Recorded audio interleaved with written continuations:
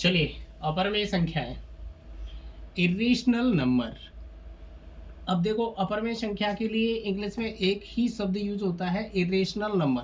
आप इसी को देखेंगे और अपरमेय संख्या के लिए अपरमेय संख्या ही आता है। जैसे अपरमेय संख्या के लिए मैंने पिछली वीडियो में बताए थे कि आनुपातिक संख्याएं, भिन्न संख्याएं और रेशनल नंबर, तो वो उसके लिए ज़्यादा शब्द आते हैं, लेकिन इसके लिए एक ही शब्द आता है, अपरमेय संख्याएं, इरेशनल नंबर्स।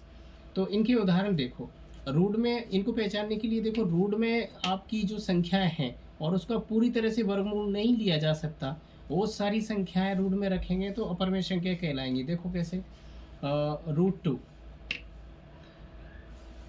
√3, √5, √11, और इसमें पॉइंट के बाद जो मान आएगा वो लुढ़कता हुआ मान आएगा।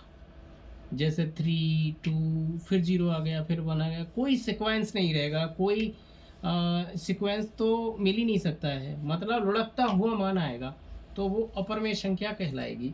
ये पहचान इसकी ऐसे ही होती है। आप इन उदाहरणों से, और ये एक उदाहरण ये है, तो इससे आप अपरमेय संख्या की पहचान कर सकते हैं। परमेय देखो, अपरमेय परमेय क्या होता है, जिसे हम P/Q के रूप में लिख सकते हैं, P/Q के रूप में लिख सकते हैं, लेकिन ये ऐसी संख्या नहीं है, इसे P/Q के रूप में नहीं लिखा जा सकता है। ये अपरमेय संख्या कहलाती है। इनको पहचानने का एक ही तरीका है, ये ऑप्शन में आती हैं तो इनको पहचानने का यही तरीका है। बाकी आप परिभाषा से तो कुछ भी नहीं पहचान पाओगे वहाँ पे।